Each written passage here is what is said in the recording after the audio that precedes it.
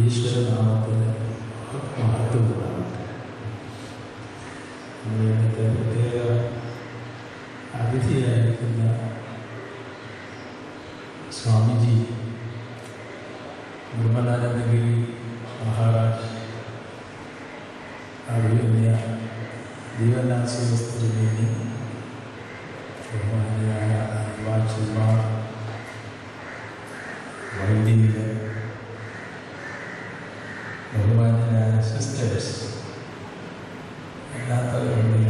എല്ലാവർക്കും നമസ്കാരം. പരിശുദ്ധനായ പാമ്പാടി മാർ ഗ്രിഗോറിയോസ് തിരുമേനി സമാധിയായിട്ട് 50 വർഷം തിരികെയാണ്. അദ്ദേഹം തപസ് ചെയ്ത ഈ കുന്നിൻ്റെ മുകളിൽ ഇന്ന് അദ്ദേഹത്തിൻ്റെ സമാധിസ്ഥാനം മാത്രമല്ല, ഈ ദേവാലയവും അദ്ദേഹം താമസിച്ചിരുന്ന പഴയ കെട്ടിടവും അദ്ദേഹത്തെ ശുശ്രൂഷിച്ചിരുന്ന യുവാനന്ദപാച്ചൻ്റെ കബറും സ്മാരകവും എല്ലാം ഉൾക്കൊള്ളുന്ന ഒരു പുണ്യഭൂമിയായിട്ടുണ്ട്. എല്ലാ ദിവസവും ആളുകൾ അയക്കുന്നതറിയില്ല, ഈ കവറിൽ വന്ന് വണങ്ങി പ്രാർത്ഥിച്ചുകൊണ്ടിരിക്കുന്നത് കാണാം. രാവിലെ സ്വാമിജിയോട് ഞാൻ ആ വിഷയം സൂചിപ്പിക്കുകയായിരുന്നു.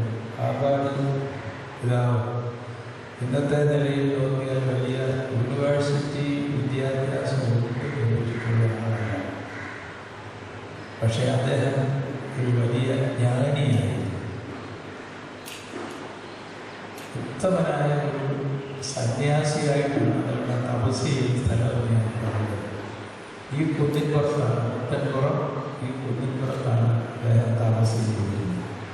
ഇന്നത്തെ തലമുറയ്ക്ക് അത്ര പരിചിതമല്ലാത്തതും മിക്കവാറും അന്യവുമായ ഒരു പദമാണ് തപസ് എന്ന് ഞാൻ ഉൾപ്പെടെയുള്ളവരെ ചേർത്ത് പറയട്ടെ. ഈ പദം തപസ് എന്നുള്ളത് വിശുദ്ധി, പുണ്യം എന്നുള്ള വാക്കുകൾ അന്യം നിന്ന് പോകുന്നുവോ എന്ന് നമ്മൾ സന്ദേഹിക്കേണ്ടിയിരിക്കുന്നു. ബാക്കി പ്രകടനപരതയും സ്ഥാപന ബാഹുല്യവും ധനാർജന മാർഗങ്ങളും ഒക്കെയായി ഒരു പ്രഹേളികയാണ് നമ്മുടെ സമൂഹം. അത് ഈ കേരളത്തിൽ മാത്രമല്ല, പൊതുവെ ഇത്തരം ദോഷങ്ങളുടെ ഇടയിൽ ഒരു തലമുറക്ക് മുമ്പ് ഇവിടെ ഒരു പരിവ്രാജകൻ ജീവിച്ചിരുന്നു. അദ്ദേഹം സന്യസ്തനായി ജീവിച്ചു, സഭയെ ശുശ്രൂഷിച്ചു. ആയിരുന്നില്ല, അദ്ദേഹത്തിൻ്റെ ഗുരു ഒരു ക്രിസ്ത്യാനിയായിരുന്നില്ല. ആ ഗുരു കൊടുത്ത ദാനമായി കൊടുത്ത സ്ഥലമാണെന്ന് ഞാൻ കേട്ടിട്ടുണ്ട്. ഗുരുക്കന്മാരെ ആദരിക്കുന്ന അന്നത്തെ രീതി അന്തരിച്ചു പോയ ഗീവർഗീസ് ദ്വിതീയൻ ഭാവാചാര്യനെയാണ് പാമ്പാടി തിരുമേനിയുടെ തലയെ കൈവച്ച് പത്രാത്മകത്തെ ആക്കിയത്.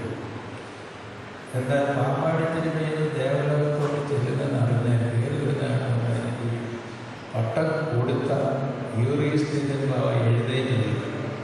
അത്ര ആദരവായിരുന്നു പാമ്പാടി തിരുമേനി. ഇത്തലമുറയിൽ നമ്മൾ വളരെ അപൂർവമായി കാണുന്ന ചില വിശേഷങ്ങൾ, സ്വഭാവവിശേഷങ്ങളൊക്കെ നിറഞ്ഞു നിന്നിരുന്ന ഒരു കാലഘട്ടം ഉണ്ടായിരുന്നോ എന്ന് നമ്മൾ അയവറുക്കാറുണ്ട്. അത്തരമൊരു കാലഘട്ടത്തിലെ ഒരു അപൂർവ കന്യയാണ്, പ്രത്യേകിച്ചും പരിമല പുണ്യമാണ് അദ്ദേഹത്തിൻ്റെ 2 നേർശിഷ്യന്മാർ, പരിശുദ്ധ വട്ടശ്ശേരി സഭാഭാസ്വരൻ ദീവനാശ്വസിതാവും കല്ലാശ്ശേരിയിൽ പരിശുദ്ധ ഗീവർഗീസ് എന്നായ ആവേലികാവായും ഈ 3 പേരുടെയും ശിഷ്യനാണ് നടത്തുന്നത്. അപ്പോൾ അതേ പരമ്പരയിൽ വരുന്ന 2ാം തലമുറക്കാരനാണ്. അപ്പോൾ ആ വിശേഷങ്ങൾ കാണുന്നുണ്ട്. എങ്ങനെയോ ഒരു അപൂർവതയായിരുന്നു. ഒരു 100 വർഷത്തിനുള്ളിൽ ഒരു 5 പേര് ഇതുപോലെ മുമ്പോട്ടായിട്ട് ഇനി ഉണ്ടാകാൻ കഴിയില്ല. 5 പേര് ഇതുപോലെ ഉത്തമനായ സന്യസ്തർ അതീവ പവിത്രമായി ജീവിച്ചിരുന്നത്. മനുഷ്യസ്നേഹികൾ അവരൊന്നും ഏതെങ്കിലും ഒരു സമൂഹത്തിൻ്റെയോ സഭയുടെയോ സ്വത്തല്ല. അവർ ഈ ലോകം മുഴുവൻ്റെയും ആളുകൾ. പ്രസിദ്ധ പാമ്പാടി തിരുമേനി കുന്നംകുളം ദേശത്ത് അദ്ദേഹം ജനിച്ചു വളർന്ന സ്ഥലം, അദ്ദേഹം പാമ്പാടി ജനിച്ചു വളർന്നതാണ്. ഞാൻ അത് സ്വാമിജിയോട് രാവിലെ പരാമർശിക്കുകയായിരുന്നു. കുന്നംകുളം ദേശത്ത് ലേഗ് വരുന്ന ആളുകൾ മരിച്ചു വീടുകൊണ്ടിരുന്നപ്പോൾ ഇന്നത്തെ പോലുള്ള ചികിത്സാ സൗകര്യങ്ങളൊന്നുമില്ലാതെ ഇരിക്കുകയും ആളുകൾ ഉറവിളി കൂട്ടുകയും മരിച്ചു വീഴുകയും ചെയ്യുന്ന ഒരു അന്തരീക്ഷത്തിൽ അവിടെ ഒന്ന് പോകണമെന്ന് അന്നത്തെ യൂണിവേഴ്സിറ്റിക്കാവാനാണ് ആലോചിച്ച് വിട്ടത് ഈ പിതാവിനെയാണ്. അദ്ദേഹം അവിടെ പോയി ലേഗ് നിറഞ്ഞു നിൽക്കുന്ന വിഷ അണുക്കൾ അന്തരീക്ഷത്തിൽ വ്യാപിച്ചിരിക്കുന്ന ഒരു സാഹചര്യത്തിൽ അവിടെ പോയി താമസിച്ചു. അവിടുത്തെ മുഴുവൻ വീടുകളിലെല്ലാം കയറി ഇറങ്ങി രോഗികളുടെ തലയിൽ ഉപയോഗിച്ച് പ്രാർത്ഥിച്ചു. അവിടെ താമസിച്ചു. അത് മതോജാതികളൊന്നും നോക്കിയല്ല. ആ പ്ലേഗ് അവിടെ നിന്ന് മാറുന്നത് എവിടെയൊന്നും കുന്നംകുളത്തെ പ്ലേഗ് അപ്രത്യക്ഷമാണ്. അത് മുഴുവൻ സുഖമായ ശേഷമാണ് അദ്ദേഹം തിരിച്ചിരുന്നത്. ഇന്നും കുന്നംകുളം ദേശനിവാസികൾ വലിയ കൃതജ്ഞതയോടെ ഈ മാതൃകാവിൻ്റെ ഒരു കഥ പറയുന്നത് രോഗത്തിൻ്റെ നടുവിൽ പോയി മരിക്കുന്നെങ്കിൽ മരിക്കട്ടെ എന്ന് വിചാരിച്ചു പോയി മരണം സംഭവിച്ചില്ല, ജീവനാണ്. അദ്ദേഹം തിരിച്ചുകൂടെ വന്നതിൻ്റെ ഓർമ്മ ഇന്നും കുന്നംകുളത്തുകാർ എല്ലാ വർഷവും അദ്ദേഹത്തിൻ്റെ സമാധാനങ്ങളിലൂടെ വരും. നന്ദിയുമാണ്. ഇത്തരം കാര്യങ്ങൾ നമ്മൾ വലിയ ഘോഷം കൂടാതെ അയവുറക്കുന്നതിന് വേണ്ടി ആവണം. പാമ്പാടി പിതാവിൻ്റെ 50ാം സമാധി ആ വാർഷിക നാൾ കുറേ ഇത്തരം ആത്മീയ സേവന പരിപാടികളോടുകൂടെ ആചരിക്കുന്നത്, ആഘോഷമല്ല, ആചരിക്കുന്നതിൽ ഒന്നാണ് ഇന്നിങ്ങൾ നടക്കുന്നത്. പാമ്പാടി തിരുമേനി വലിയ സന്യാസിയായിരുന്നതിനാൽ ഒരു സന്യാസ സമ്മേളനം പൊതുവിൽ സാമാന്യമായി പല മത സമൂഹ സഭ ചേർന്ന് നടത്തണമെന്ന ആഗ്രഹമാണ് ഉണ്ടായിരുന്നത്. കൂടുതൽ സിസ്റ്റേഴ്സിനെ അച്ഛന്മാരെ കാണുന്നതിൽ സന്തോഷം. അങ്ങനെ ഒരു സംഭവമാണ് ഇവിടെ നടക്കുക. ഇത് ഇവിടെ വിളക്ക് ദീപം പകർന്ന് ഉദ്ഘാടനം ചെയ്ത മഹാനുഭാവൻ ഞാനും അദ്ദേഹത്തെ ഗുരുകുല്യനായിട്ടാണ് ആദരിക്കുന്നത്. അദ്ദേഹത്തെ പരിചയപ്പെട്ടിട്ട് അധികം നാളായിട്ടില്ല, എങ്കിലും മനസ്സാ ഗുരുവായി ഞാൻ പഠിച്ചിരിക്കുന്നു. അദ്ദേഹത്തിന് കേരളത്തിൽ ആസ്ഥാനമൊന്നുമുള്ള സ്വാമിജിയല്ല. അദ്ദേഹത്തിൻ്റെ വീട് പറഞ്ഞാൽ അദ്ദേഹത്തിൻ്റെ ആശ്രമം കാശിയിലാണ്. അവിടുത്തെ ഒരു അഖാരയിലെ ആളാണ്. നമ്മൾ മുമ്പായിട്ട് പറയുന്നത് പോലെ മഹാരാജൻ എന്ന ആ പദവിയിൽ എത്തിയ ആളാണ്. എൻ്റെ അറിവിൽപ്പെട്ടിടത്തോളം അത്രയും ഞാൻ പറയാം. ഞാൻ അറിഞ്ഞിട്ടുള്ള അറിയുന്ന ഏറ്റവും ഉത്തമനായ ഒരു സന്യാസി. അതിലൊരു പറയാനില്ല. ഞാൻ കണ്ടതിന് പ്രത്യേകതകൾ പറയാം. സ്വാമിജി പലപ്പോഴും ഇതുപോലെ അത്യാവശ്യങ്ങൾക്ക് എന്നെ വിളിക്കും. 2 മിനിറ്റ് തികച്ച് സംസാരിക്കത്തില്ല. അവൻ അപ്പോഴും ഇത്രയും സംഭാഷണം അതിന് നീളത്തില്ല. നമ്മളൊക്കെ വേണ്ടതൊക്കെ പറഞ്ഞു കേട്ടിട്ടുണ്ടോ? 1 മിനിറ്റ് 2 മിനിറ്റ് കഴിഞ്ഞാൽ കട്ട് ചെയ്യും. സ്വാമിജില്ല സംസാരിക്കില്ല. നമ്മളെപ്പോലെ അല്ലെങ്കിൽ ഇന്നത്തെ പോലെയല്ല. പൂർവാശ്രമം ഒക്കെ മറന്ന് വിട്ടത് മാത്രമല്ല, മറന്ന് ഇതിലേക്ക് ഇത്തരം ഞാൻ പറഞ്ഞു മതിയല്ലോ. സമീപകാലം വരെ ഞാൻ ചിലപ്പോൾ സമയം ചോദിച്ചിട്ടുള്ളത്. പ്രത്യേകിച്ച് ഇവിടെ ആശ്രമമൊന്നുമില്ല. എന്തെങ്കിലും സഞ്ചരിക്കും. ആയുർവേദത്തിൻ്റെ ആചാര്യനായതുകൊണ്ട് സൗജന്യമായി അദ്ദേഹം ചികിത്സ നൽകും. ഒരുപാടാണ് ഞാൻ അദ്ദേഹത്തിൻ്റെ ഒരു പേഷ്യൻ്റാണ്. ഒരുപാട് തത്വം പോകുന്നില്ല. അതെല്ലാം അദ്ദേഹം ഫ്രീയായിട്ട് ചികിത്സ കൊടുക്കും. പുറത്ത് നോക്കുമ്പോൾ പലരും ആശ്വാസം. 3 മണിക്കൂർ നേരമാണ് രാത്രി നോക്കുക. 12 മണി വരെ 3 മണി വരെ. അതിന് മുമ്പൊക്കെ പ്രാർത്ഥനയും പൂജയും വായനയും സത്സംഗവും ഒക്കെ ആയിട്ട് ജീവിക്കുന്നു. അദ്ദേഹം ഏത് വിഷയം നമ്മൾ പറഞ്ഞാലും അതിനെക്കുറിച്ച് എത്ര വേണമെങ്കിലും നമുക്ക് പറഞ്ഞു തരും. അതിന് പ്രസംഗമെന്ന് വിളിക്കരുത്. അദ്ദേഹം നമ്മുടെ മനസ്സിനോട് ഹൃദയത്തോട് സംസാരിക്കും. അതാണ് എൻ്റെ അനുഭവം. നമ്മുടെ ഇന്നത്തെ രാഷ്ട്രീയ സാമൂഹിക തട്ടുപൊളിപ്പ് പ്രസംഗ ശൈലിയൊക്കെയാണ് നമ്മുടെ മനസ്സിലുള്ളത്. ഈ വലിയ മനുഷ്യൻ നമ്മുടെ ഹൃദയങ്ങളോട് സംസാരിക്കുന്നു. സന്യാസത്തെക്കുറിച്ച് എൻ്റെ വലിയ വിഷയമുണ്ടെന്ന് കാരണം സന്യാസമാണ് പൊതുവിൽ കാണുന്ന അന്തരീക്ഷം.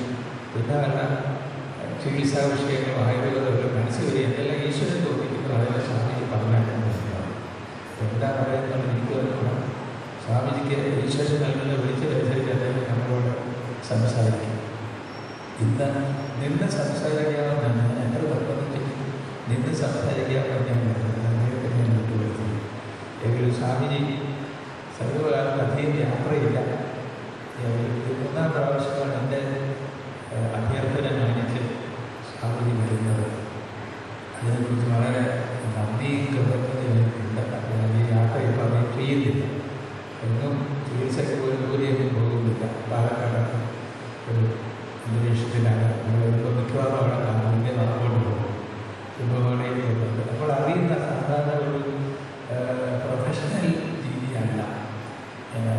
ക്ഷമിക്കുകയാണ് വാക്ക് ഉപയോഗിച്ച് ഒരു പ്രൊഫഷണൽ സന്യാസിയല്ല. ആത്മാർത്ഥതയുള്ള യഥാർത്ഥ സത്യമായ ഒരു സന്യാസി. അതാണ് അദ്ദേഹത്തെ ഞാൻ കണ്ടത്. അത് നിങ്ങൾ കേൾക്കാം.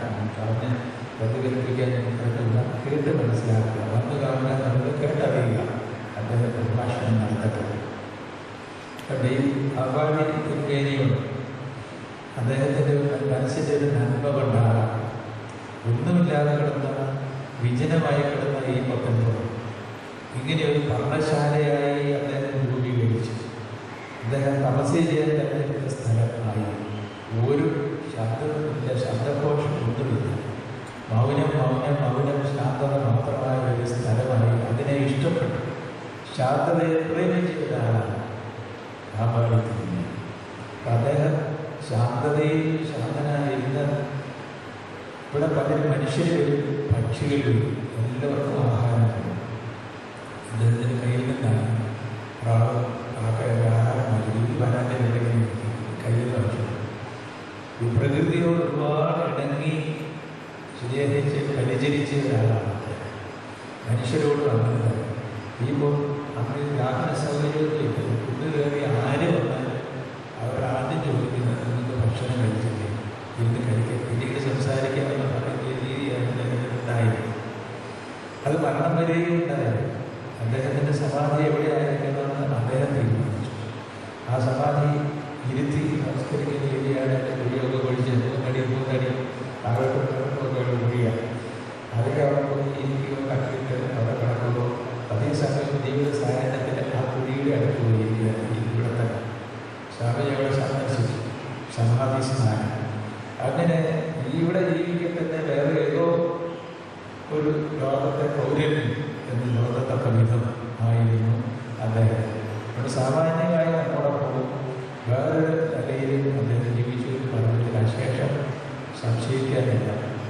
പുരാതന കാലം മുതലേ ക്രൈസ്തവ സന്യാസം ഉടലെടുത്ത കാലം മുതൽ തന്നെ 3-4 ശതകങ്ങൾ മുതൽ അന്ന് മുതലുള്ള ഗുരുക്കന്മാർ അബ്ബാസ് ആൻഡ് അമ്മാസ് അന്ന് മുതലുള്ള ഗുരുജനങ്ങൾ പഠിപ്പിച്ചിരുന്നത് ഒന്നാമത് സന്യസ്തർ ഈ ലോകത്തിൽ മരിച്ചവരാണ്. നമ്മൾ തിയറി പറയും, നിങ്ങൾ മരിച്ചവരാണെന്ന് പറയും. 2, നിങ്ങളുടെ ഉള്ളിൽ അതീവ ശാന്തതയാണ് ഉണ്ടാകുന്നത്. ഇതിനൊക്കെ അവർക്ക് പ്രത്യേക സാങ്കേതിക പദങ്ങൾ പേരുകൾ അവർക്ക് ഉണ്ടായിരുന്നു.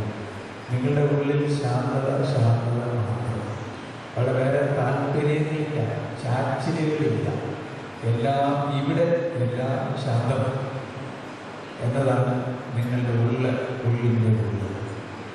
3, നിങ്ങൾ ഒരു സ്ഥാനവും ഒന്നും ധനമാകട്ടെ, സൽപ്പേരാകട്ടെ, വലിയ ജീവിത സൗകര്യങ്ങളാകട്ടെ ഒന്നും നിങ്ങൾ ആഗ്രഹിക്കാൻ പാടില്ല. ഈ 3 കാര്യങ്ങൾ അടിസ്ഥാനപരമായി 3-4 നൂറ്റാണ്ട് മുതലുള്ള സെയിൻറ്റ് ആൻ്റണിയാണ് ആദ്യത്തെ ക്രൈസ്തവ സന്യാസി. Saint Antony of the desert. അദ്ദേഹമാണ് ക്രൈസ്തവ അറിയുന്ന ആദ്യത്തെ സന്യാസി. അദ്ദേഹത്തിൻ്റെ കാലം മുതൽ ഒറ്റക്കെട്ടുള്ള സന്യാസികളായിരുന്നു. ഗുഹകളിൽ മരുഭൂമിയിൽ ഒറ്റയ്ക്കിരുന്ന് തപസ് ചെയ്യുന്നവരായിരുന്നു. അതിനൊക്കെ ഒരുപാട് യാത്ര ചെയ്തു നമ്മുടെ കാലമാകുമ്പോഴേക്കും. പിന്നീടാണ് സംഘം ഉണ്ടായത്, സന്യാസ സംഘങ്ങൾ. ആദ്യം ഒറ്റയ്ക്കൊറ്റയ്ക്കിരിക്കുന്നവരായി സംഘമുണ്ടായിട്ട് നമുക്കറിയാവുന്ന സംഘാന. എങ്കിലും ഈ 3 തത്വങ്ങൾ മരിക്കുകയില്ല, മരിക്കാൻ പാടില്ല. ഒന്ന്, ഞാൻ ഈ ലോകത്തിന് മരിച്ചയാളാണ്. ഇങ്ങനെയാണല്ലോ ഈ കറുത്ത വേഷത്തിൽ ഞാൻ ചോദിച്ചാൽ അതിൻ്റെ പല മറവുകളിൽ ഒന്നിതാണ്. അത് ജ്ഞാനത്തിൻ്റെ നിറവാണെന്ന് പറയും, ശരിയാണ്. അതോടൊപ്പം തന്നെ നിങ്ങൾ മരിച്ചതാണ് എന്ന് തന്നെയാണ് അർത്ഥം. പൗരസ്ത്യ പാരമ്പര്യത്തിൽ കറുത്ത ഉടുപ്പാണെടുത്തത്. അത് ഈശ്വരന്റെ മുമ്പിൽ ഞാൻ ഒന്നുമില്ലേ, ഞാൻ ഇരുളാണ് എന്ന് സമ്മതിക്കുന്നതാണ് കറുക്കുന്നത്. അതോടെ അതിൻ്റെ കൂടെ നിൽക്കുന്നതാണ് you are dead to the world. നിങ്ങൾ മരിച്ചതാണ്, മരിച്ചതിൻ്റെ നിറം മരണത്തിൻ്റെ നിറമാണെന്ന് പറയും. അതിൻ്റെ ചൂട് പിടിച്ചാൽ ചില ഓർത്തഡോക്സ് സഭകളിൽ ആ കഴിഞ്ഞ് പഠിച്ചാലുണ്ട് ഈ പരിപൂർണ സന്യാസ സ്ഥാനം നൽകുമ്പോൾ ആളിന് ഈ ഹോളി ഓഫ് ഹോളീസിൻ്റെ വാർത്ത ഇങ്ങനെ കിടത്തിയിട്ട് കാത്തു തുണിയിട്ടുണ്ട്. നിങ്ങൾ മരിച്ചു എന്ന് സിംബോളിക്കായിട്ട് അവരെ അത് കാണുന്നവരെ പഠിപ്പിക്കുകയാണ്. അപ്പോൾ കറുപ്പ് നിറത്തിൽ പൊതിയുന്നത് ലൗകിക മനുഷ്യൻ പാടില്ല. അതാണ് അവർ പറഞ്ഞത്. നിങ്ങൾ വസ്ത്രങ്ങളൊക്കെ ശരിയായിട്ട് അതിനകത്ത് ഒരു ലൗകിക മനുഷ്യൻ ഉണ്ടാകാൻ പാടില്ല. സന്യാസം ഹാബിറ്റിൽ പൊതുവെ ലൗകിക മനുഷ്യനാണെങ്കിൽ നിങ്ങളുടെ പരാജയം കൊണ്ട് ലോകവും പരാജയം.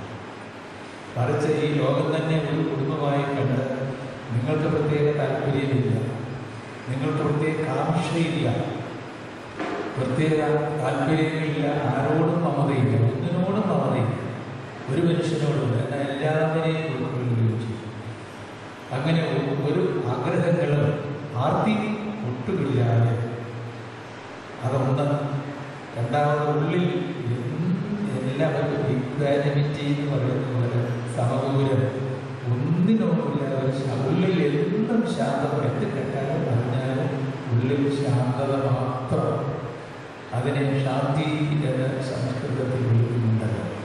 ആ ശാന്തി ഇല്ലാതെ ആരും സന്യാസത്തിൻ്റെ ഒരു പടി പോലും കയറുകയില്ല.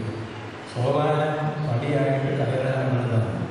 സോപാനത്തിൽ ഓരോ പടി കയറി അനന്തമായി അങ്ങനെ പടികൾ കയറുന്നതിനായിരിക്കണമെന്നാണ് കിഴക്കൻ പഠിപ്പിക്കുന്നത്.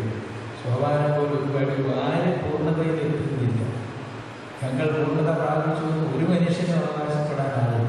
എന്നും ഇങ്ങനെ ഓരോ പടി കയറി അനന്തമായി യാത്ര ചെയ്ത് ഇറ്റേണൽ അസെന്റ് ഇങ്ങനെ കയറിക്കൊണ്ടേയിരിക്കും. അത് അവസാനിക്കുന്നില്ല. അപ്പം നിങ്ങൾ അവനവനുള്ള അപൂർണത ഗ്രഹിക്കുമ്പോഴാണല്ലോ എന്തെങ്കിലുമൊക്കെ ഇനി വേണമെന്ന് ചിന്തിക്കുക. അവനവനുള്ള ഇൻകംപ്ലീറ്റ്നെസ് തിരിച്ചറിയാതെ ആർക്കും നന്നാവാനാകില്ലെന്നാണ് ഈ പിതാക്കൾ പഠിപ്പിച്ചു നോക്കി. നിങ്ങളുടെ അപൂർണത ഈശ്വരൻ പൂർണ്ണമായി നന്നായിട്ട് സൃഷ്ടിച്ചു. അതിനെ മനുഷ്യൻ്റെ ചെയ്തി മൂലം അത് വിഷുപ്പിച്ചു. അങ്ങനെയുള്ള മനുഷ്യരോടാണ് പറയുന്നത്, നിങ്ങൾക്ക് ആ പൂർണ്ണതയിലേക്ക് നിങ്ങൾ ഓരോ പടി സോപാനം കയറി പോകേണ്ടതാണ്. ഈ പാഠമാണ് ആദ്യകാല സന്യാസികളോട് പറഞ്ഞത്.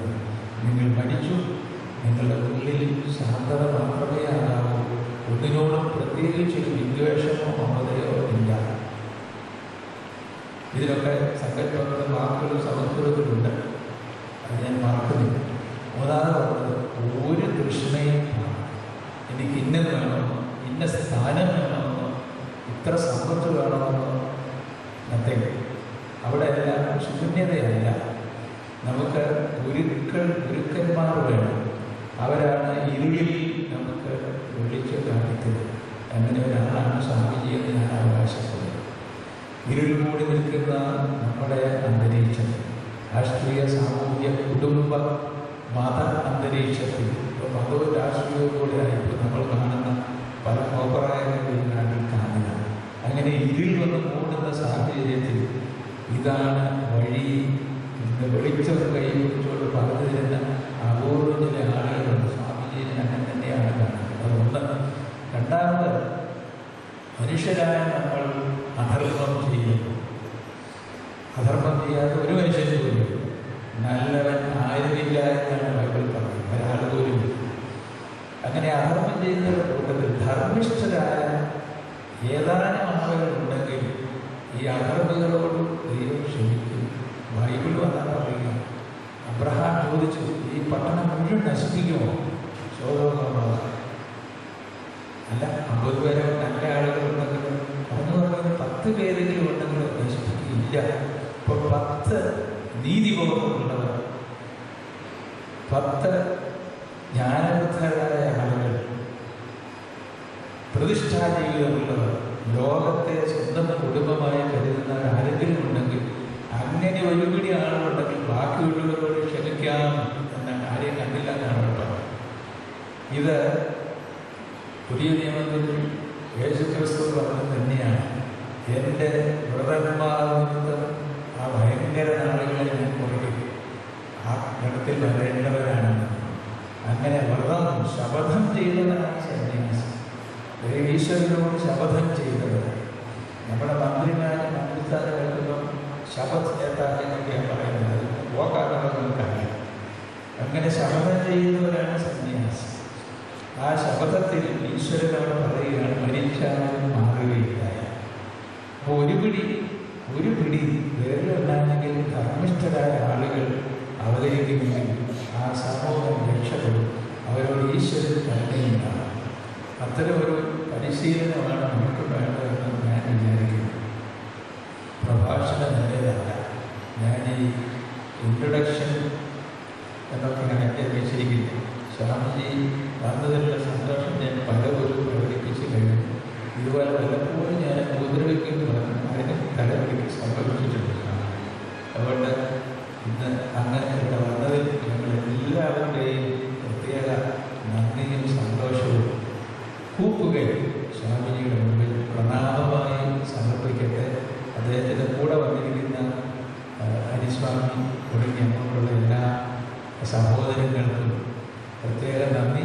സ്വാമിജിയെ ഇവിടെ കൊണ്ടുവരുന്നതിന് പ്രത്യേകം ഉത്സാഹിച്ച എൻ്റെ സഹോദരനെ ഞാൻ വിളിക്കുന്ന നമ്മുടെ വേണു സാറേമുളയിലെ ഉദ്യോഗസ്ഥനാണ്. നമ്മുടെ സഹകരണത്തിന് നേരെ ആവേണു സാർ, അദ്ദേഹമാണ് സ്വാമിജിയെ എത്തിക്കുന്നത്. ഇത് ലീവ് എടുത്തുകൊണ്ടിരിക്കുന്നതാണ്. ശബരിമല ഡ്യൂട്ടി അവിടെ ഇതെല്ലാം ചെയ്യും. സുന്ദരം സ്റ്റേഷനിൽ ജോലിയിലാണ്. മറ്റൊരു സഹോദരങ്ങളൊക്കെ നടത്തുന്നു. എല്ലാവരും എൻ്റെ പ്രണാമം അറിയിക്കട്ടെ. വന്നതിനുള്ള സന്തോഷം. ഇവിടെ ഈ കുന്നപ്പുറത്ത് വേദാലയത്തിൽ ഇവിടെ എല്ലാം വന്നാണ്. ഇവിടെ എല്ലാം പണ്ട് എല്ലാം ശാന്തം. ഒരു പൊരുൾ വേണ്ടുന്നവർ മാത്രമേ ഇതിലേക്ക് ഞാൻ സ്വാമിജിയോട് പറഞ്ഞത്. ആശ്രമം മാത്രം, സന്യാസം മാത്രം, ദർശനം മറ്റൊന്നുമില്ലാത്തൊരു സ്ഥലമാണ്. എല്ലാവർക്കും വീണ്ടും സ്വാഗതം. ഈ യോഗം ഉദ്ഘാടനം ചെയ്തതായിട്ട് ഞാൻ പറയണമെന്നുണ്ടെങ്കിൽ ഉദ്ഘാടനം ചെയ്തതായിട്ട്